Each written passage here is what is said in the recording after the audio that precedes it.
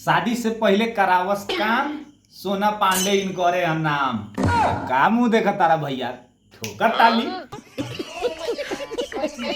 भैया फिर से एगो नया जबरदस्त वीडियो के साथ पूरा यूट्यूब पर एकदम गंद मच गई बा। जहाँ हाथ मारी तो बस छेदे में जाता तो तारी मारत रहलक ह। जी अपनी मुड़ी के नाक धरा गई बा मुट्ठी में, पूरा एकदम गदगदा देले बाड़ी सोना पांडे। तो जितना लोग नया बानी कृपया करके चैनल के सब्सक्राइब करी, साथ ही हमर बेल आइकन दबावे के ना भूली, ताकि आए वाला नया नोटिफिकेशन अपने लोग के मिलत रहे। लेके चला तानी सीधा वीडियो के तरफ।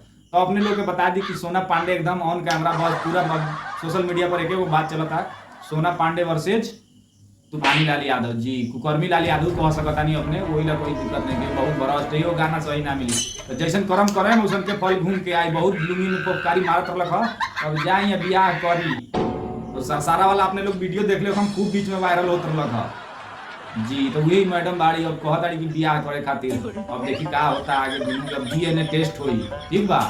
हाँ डीएनए समझे नी, जीभ लगा के टेस्ट नहीं के करे के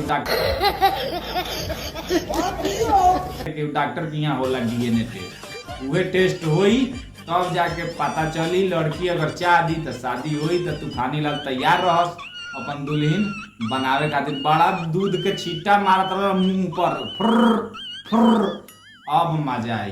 तो यही से ज्यादा नाक के फुफकारी मारी तो ऐसन के होई। तो बियाह करे खातिर तैयार रही आई। और लोग के अपने लोग के नया क्लिप के तरफ लेके चल। सुन तूफानी, एक बात बता दे तनी, अगर ते हमरा से बियाह ना कइले तब पूरा मीडिया समाज में गारंटी ले तनी तोर पूरा एने के ओने उखाड़ ना देनी, पूरा इंडस्ट्री में नाम ना बर्बाद कर देनी। तो हम असल सोना पांडे लोग के साफ साफ एकदम क्लियर बा। एमे कोई एकदम तइको सस्पिशन नहीं है कि वीडियो शुरुए में कहनी है कि शादी से पहले करावस काम, सोना पांडे इन करे है नाम।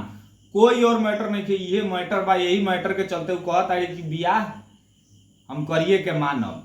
तो ये मैटर लगा दोस्तों, एकदम कम सेकंड के वीडियो में ज्यादा जानकारी ली। पता नहीं दोस्तों अपने के वीडियो पसंद आए तो कृपया करके वीडियो के लाइक करी या साथ ही हमारे चैनल के सब्सक्राइब करी, ताकि आए वाला नया नोटिफिकेशन मिलत रहे। तो मिलत आनी फिर एक नया ब्लॉग वीडियो के साथ। आज खातिर इतना ही, तब फिर लुंगी में